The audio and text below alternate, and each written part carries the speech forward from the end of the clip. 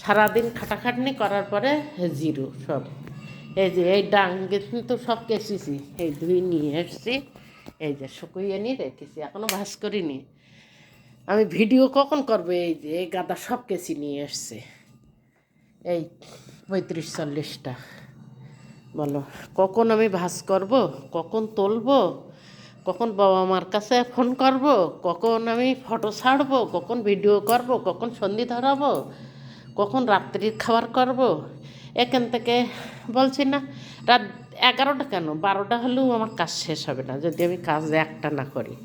তাহলে তারই মধ্যে দিয়ে কিন্তু আমি 3টি পেজ চালাই।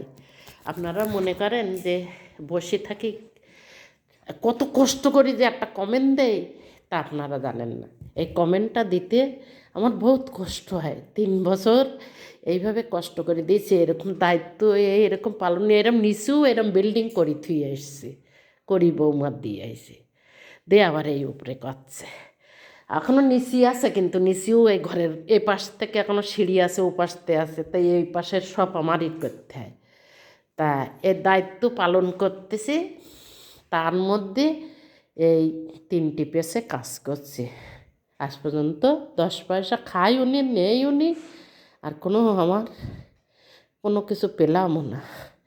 শুধু শুনি যে পেয়েছি, যেই জমা দিতে যাই সেই বলে নেই।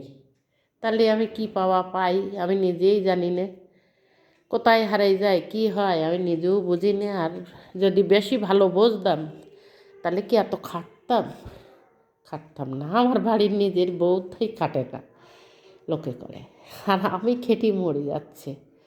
আমার কোনো কাজের লোক নেবে না, টাকা দিতে চাবে না, পাওয়াও যায় না অল্প টাকায়। আমি কি করি, এত কাজ করব, কি করি কি করব, সারাদিনই খাটছি আর খাটছি, তার উপরে এই পেজগুলো চালাচ্ছে। তাই বলতে চাই সব বন্ধুরা, গাইস, প্রত্যেক কন্টেন্ট ক্রিয়েটারদের বলতে চাই, আমার কমেন্টটা অনেক কষ্ট করে দেয়, তোমরা একবার দেখো কমেন্টটা। খুব কষ্ট করে আমি একটা কমেন্ট ফেলি, খুব কষ্ট করে।